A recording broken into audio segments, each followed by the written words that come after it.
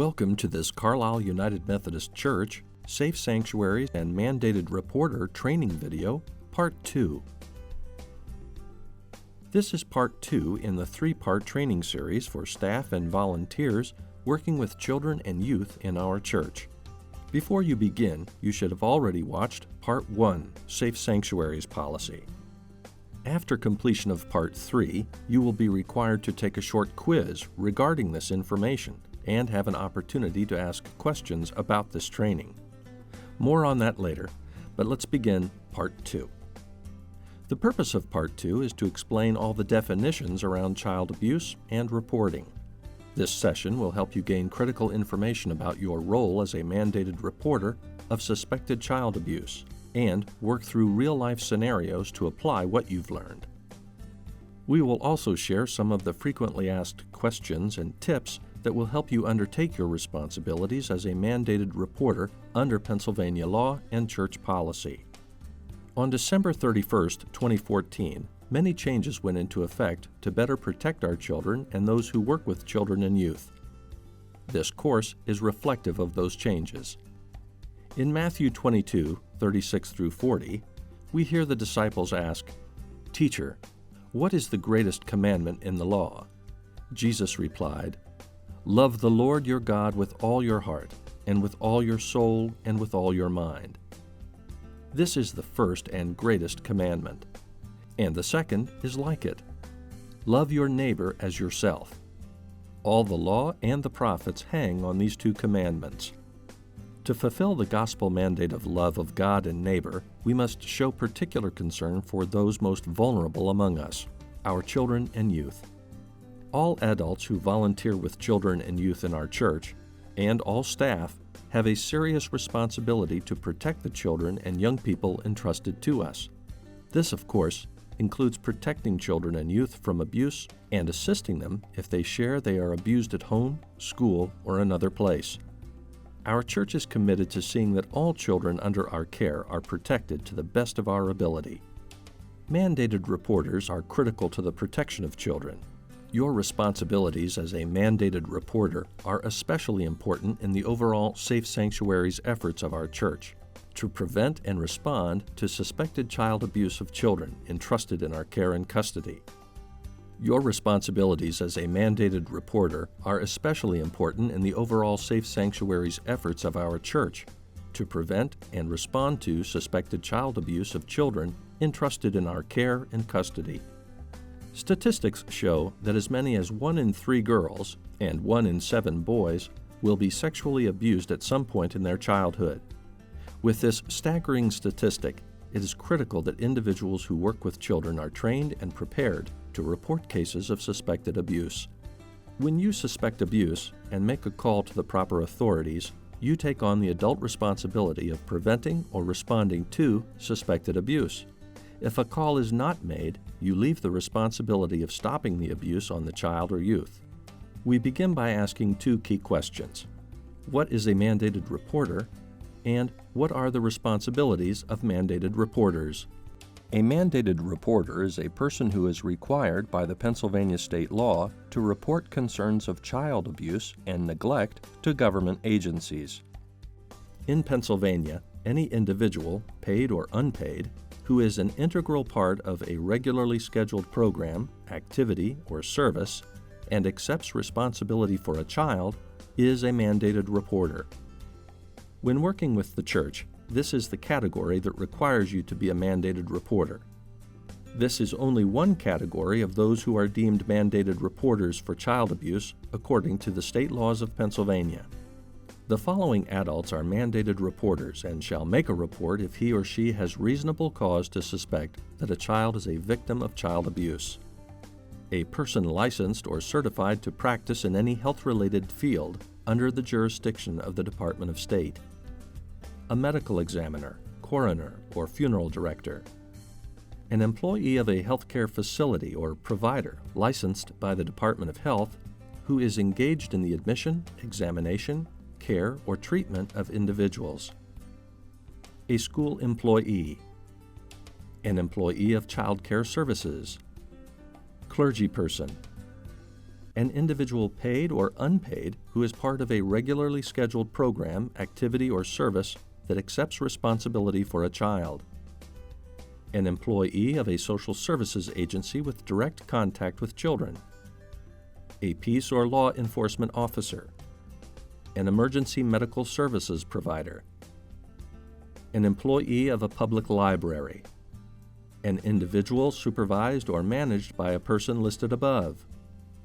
An independent contractor. An attorney affiliated with a school or organization responsible for the care, supervision, guidance, or control of children. As someone who is taking this course, you fall into the role of number 7 as a volunteer in the children and youth ministry of the church or a staff member. Therefore, it is critical that you understand the responsibility that a mandated reporter carries to report suspected abuse and neglect. It is Pennsylvania law that a mandated reporter is to immediately report suspected abuse to Childline. Childline is Pennsylvania's 24-hour hotline for reports of suspected child abuse. This central registry, staffed by professionals from the Department of Human Services, receives all calls and maintains all files of complaint and findings. A written CY-47 report must follow within 48 hours of the report to Childline. The written report goes to the Children and Youth Agency in the county in which the alleged abuse occurred. The CY-47 can be completed online at the Department of Human Services. A link to this website can be found on the church's Safe Sanctuaries webpage. Lastly, the pastor or individual in charge of the ministry must be immediately notified of any reported suspected abuse and receive a copy of the internal form completed after a report to Childline. This allows for the pastors to notify our insurance company and determine if any pastoral care follow-up is needed. Childline receives the report and determines how best to respond based on the information provided. The report is immediately transmitted to the appropriate county agency and/or law enforcement officials.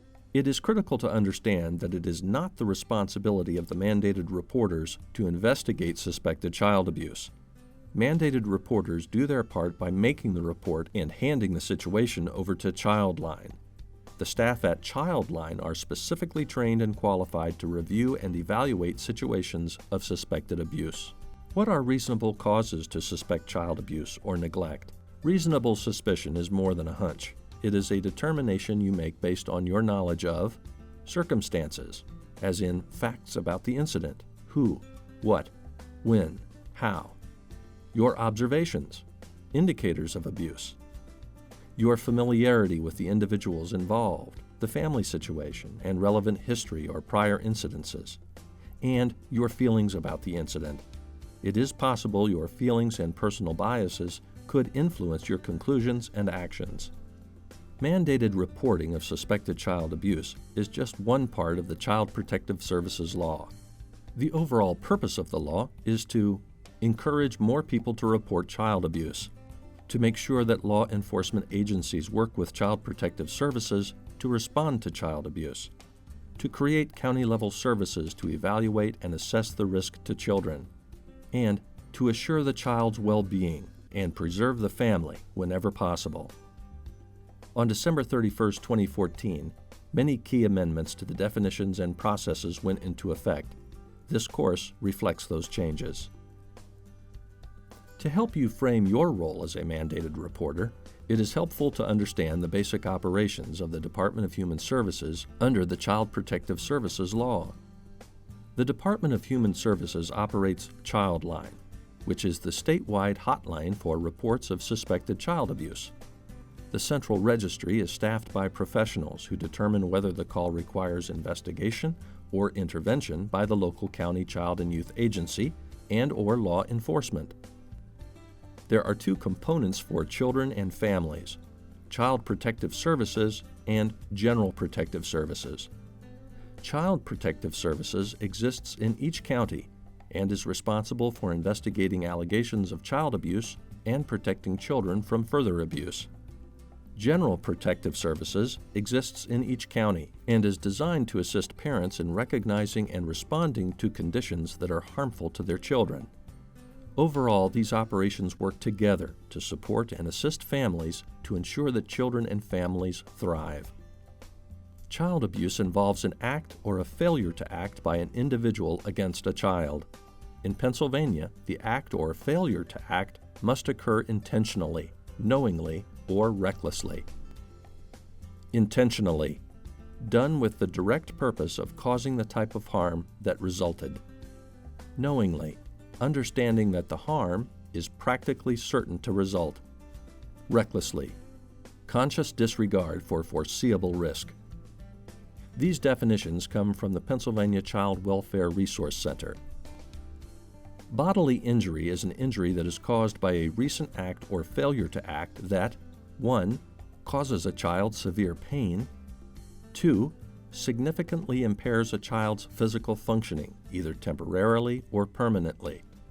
In addition to causing bodily injury, creating reasonable likelihood of bodily injury to a child through a recent act or failure to act is also a type of abuse. In other words, bodily injury does not have to occur.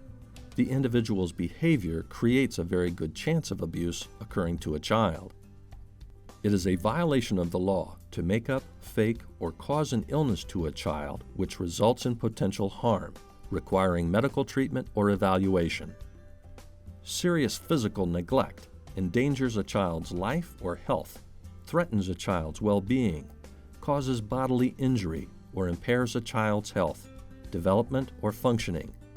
Could be a singular event, including lack of supervision, or failing to provide the essentials of life, including proper medical care or dental care. Sexual abuse is defined as causing a child to engage in or to assist another individual to engage in sexually explicit conduct as well as conversation. Some examples of sexual abuse or exploitation include nudity, looking at someone's sexual or intimate parts, or participating in sexual acts so that the child or other individual involved is sexually aroused. Participating in sexual acts so that pictures or videos can be taken or made. The law includes the following: rape, statutory sexual assault, involuntary deviant sexual intercourse, institutional sexual assault, indecent assault, indecent exposure, incest, prostitution, sexual abuse, unlawful contact with a minor, and sexual exploitation. The sexual acts don't have to actually occur. Activities such as talking about, pretending, demonstrating, depicting, or modeling would all be considered sexual abuse. We are going to look at 4 examples of real situations, asking you to pick the category of abuse each falls within. Here's the first one. Leaving a loaded gun in reach of a child. Is it creating likelihood of bodily injury, sexual abuse and exploitation, or serious mental abuse? Yes, it's likelihood of bodily injury because a loaded gun in the reach of anyone can easily, quickly, and sometimes accidentally cause bodily injury. Leaving a child alone in a locked car on a hot summer day would be an example of likelihood of bodily injury, sexual abuse and exploitation, or serious mental abuse. Yes, this too is likelihood of bodily injury, because a child can be seriously injured and even die of the temperature of a car if it is excessive for even a short period of time in the summer. Constant threats to a child that leave a child living in constant terror would be an example of likelihood of bodily injury, sexual abuse and exploitation, or serious mental abuse. This falls into the category of serious mental abuse for children. Living in fear has many repercussions, and for children and youth has both immediate and long-term impacts on their lives. Last one. Inappropriate sexual contact between a teacher and a student would be considered likelihood of bodily injury, sexual abuse and exploitation, or serious mental injury. If you selected sexual abuse and exploitation, you are correct. A sexual relationship between a teacher and a student is classified as unlawful contact with a minor. Indicators of abuse are the common signs, symptoms, and clues that we register as concern when working with a child or youth. While you are working with children and youth, it is important to know some of the indicators of abuse in case you see or hear something from a child that has you questioning if it might be abuse. Indicators fall into 4 basic areas: bodily injuries, serious physical neglect, sexual abuse and exploitation, and serious mental injury. Indicators of child abuse as bodily injury include unexplained burns, bites, bruises, broken bones or black eyes, fading bruises or other marks noticeable after an absence from school or play, seems frightened of the parents, screams, cries, or protests when it is time to go home from school or activities, shrinks at the approach of adults, reports injury by the parent or another caregiver, has repeated injuries over a period of time, has untreated injuries, or wears extra layers of clothing that are not season appropriate.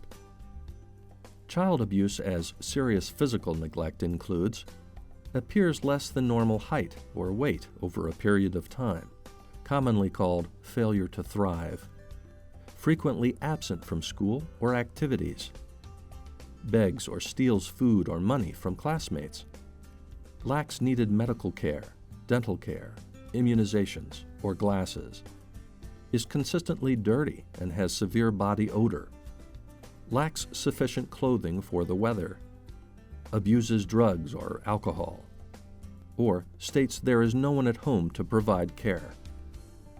Child abuse as sexual abuse or exploitation is difficulty walking or sitting, injury to genitals, suddenly refuses to change for gym or to participate in physical activity, has bodily fluid stains on clothing or body, demonstrates sexual knowledge inappropriate for their age group, regresses to earlier developmental stages such as bedwetting, becomes pregnant or contracts a sexually transmitted disease, especially when under 13 years old, is a runaway, or reports sexual abuse by a parent or another caregiver. Child abuse as serious mental injury includes depression, reports lack of attachment to parents, self-mutilation, cutting or suicide attempts, alcohol or drug abuse, antisocial behavior such as cruelty to animals, or developmental delay. Remember, these are specific acts that are considered child abuse when they are done in a manner that endangers a child. Serious mental injury also includes kicking, biting, throwing, burning, stabbing or cutting a child in a manner that endangers the child, unreasonably restraining or confining a child, forcefully shaking a child under 1 year of age, causing children to be present at a methamphetamine laboratory, or leaving a child alone with a known sex offender, sexually violent predator, other than the child's parent, or sexually violent delinquent child. Now that you know some of the common indicators of abuse, it is critical you report any suspected abuse. As of December 31, 2014, Pennsylvania Child Protective Services law requires that you, as a mandated reporter, immediately call Childline when you have a reasonable cause to suspect a child has been abused.